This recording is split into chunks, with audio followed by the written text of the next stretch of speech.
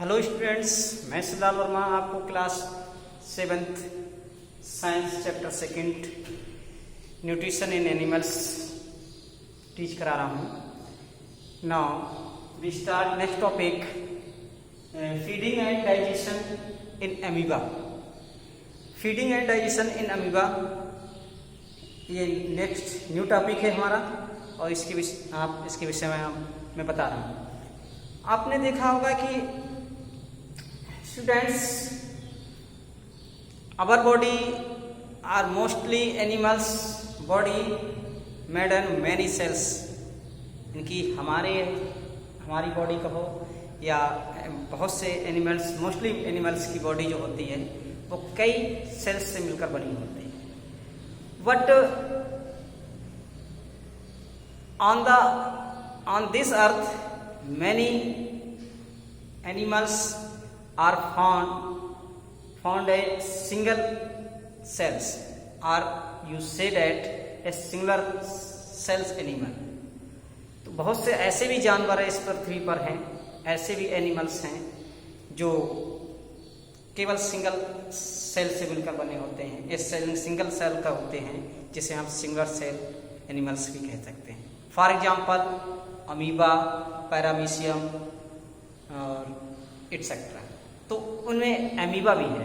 Amoeba is a microscopic organism.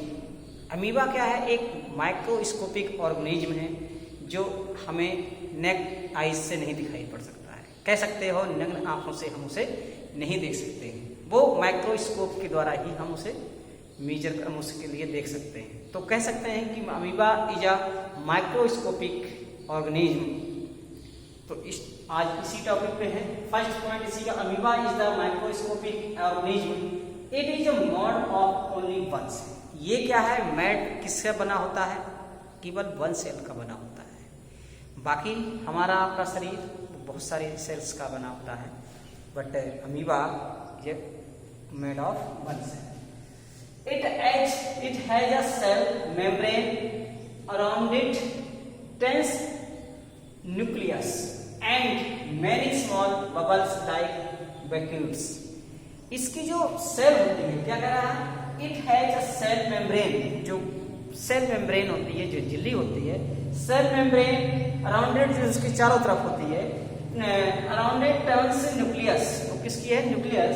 And many small bubbles like vacuoles. और इसके ऊपर बहुत सारे बबल्स, ये मैंने आपको चित्र बनाकर दिखाया है। ये छोटे छोटे चीजें हैं, ये बबल्स नहीं, छोटे छोटे होल्स कह सकते हैं। बबल्स मतलब उसके ऊपर होते हैं। तो it has a cell membrane around dense nucleus and many small bubbles like vacuoles, जिसे हम vacuoles कहते हैं। ओके, फिर it constantly change its shape and position।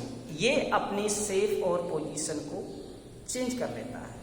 It कंस्ट्रक्टली, यानी कि जो उसका जो अपने shape कंस्ट्रक्टली change, it constantly change, ये अपनी पोजीशन को ये चेंज कर, अपने शेप को, आकृति को कह रहा है।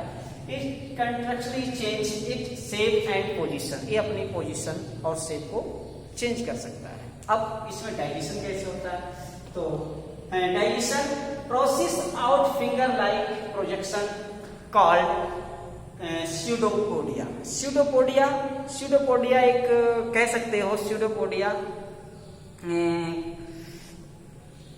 कहने का मतलब इसे, ये भी यहाँ पर साइलेंट होता है, ये वर्ग है, इसलिए इसे हम पी साइलेंट से बोलते हैं।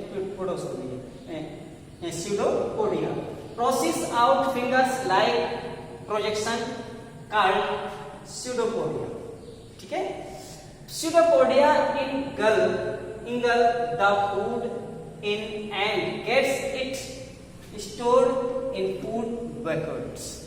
स्टोपोडिया का काम क्या होता है कि फूड को क्या कर रहा है? Food and it gets the store. उस फूड को स्टोर भी कर सकता है, उसे देते हैं के साथ साथ उसे स्टोर भी फूड इन फूड बैकेट्स में। जो बैकेट्स जो होते हैं, होल बबल्स से बबल बैकेट्स कहते हैं, उसमें स्टोर भी करता है। सेकेंड कह रहा है digestive juice break down the food into simple substances जो डाइजेस्टिव जूस है वो ब्रेक डाउन हो जाता है। Digestive juice break down the food को ब्रेक डाउन कर देता है इनटू अ सिंपल सब्सटेंसेस, यानी कि छोटे छोटे सब्सटेंसेस में, छोटे छोटे टुकड़ों में। तो डाइजेस्टिव जूस ब्रेक डाउन कर देता है किसे, द फूड को इनटू सिंपल सब्सटेंसेस में, यानी कि सिंपल सब्सटेंसेस में उसे चेंज कर देता है।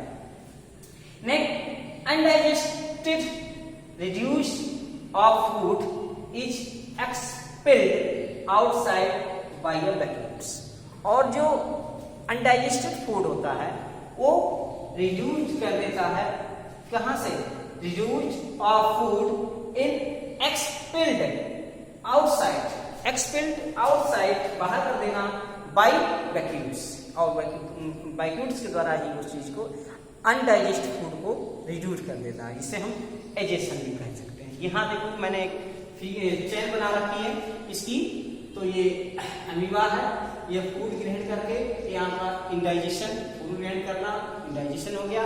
फिर आपके पास क्या हो जाएगा, उसका भी डाइजेशन होता है, डाइजेशन, फिर ऑब्जॉर्प्शन होता है, ऑब्जॉर्प्शन फिर क्या है, आइसोमिलेशन होते हैं, और फिर उसके आइसोमिलेशन के बाद वो एजेशन होता है। जैसे कि हम लोग खाना खाते हैं, खाना खाने के बाद क्या होता है, वो हमारे माउथ से ही उसका जो माउथ में हम च्यू करते हैं भोजन को, माउथ से ही हमारा डाइजेशन स्टार्ट हो जाता है, और फिर वो एसोफेज से, इस नली से हम अंदर फूड को ले जाते हैं, और फिर स्टोमक में वो जमा होता है। स्टोमक से वहाँ जो एंजाइम्स मिक्स होते हैं, एंजाइम्स के बाद मिक्स होने के बाद वो क्या है, हमारी स्मॉल आइंस्टाइन्स में चला जाएगा, छोटी आंतों में। छोटी आंतों में सबसे ज़्यादा जो फूड का डाइजेशन होता है वो स्मॉल आइंस्टाइन्स में ही होता है। और वहाँ से फिर डाइजेस्ट होकर फिर लार्ज कह सकते हो, बिग या लार्ज आइंस्टाइन में पहुँच जाएगा, और फिर उसके बाद एनस के द्वारा हम उस चीज़ को एजेशन कर देते हैं, यानी कि बाहर निकाल देते हैं वो चीज़। तो सेम पोजीशन इसमें भी अमीबा के साथ भी हो रही है। पहले अमीबा फूड ग्रहण करेगा, उसे इंडाइजेशन बोलेंगे, फिर क्या है, उसका डाइजेशन होगा उसी में, और फिर क्या है, ऑब्जॉर्प्शन होगा, फिर एसोसिएशन, और फिर एजेशन होगा। तो ये इसका फिगर है, और ये इसका टॉपिक आशा करता है कि आपको समझ में आया होगा। अच्छा टॉपिक था। तो digestion in feeding and digestion in amoeba, तो अमीबा के विषय में आपको जानकारी हो गई। Okay, thank you.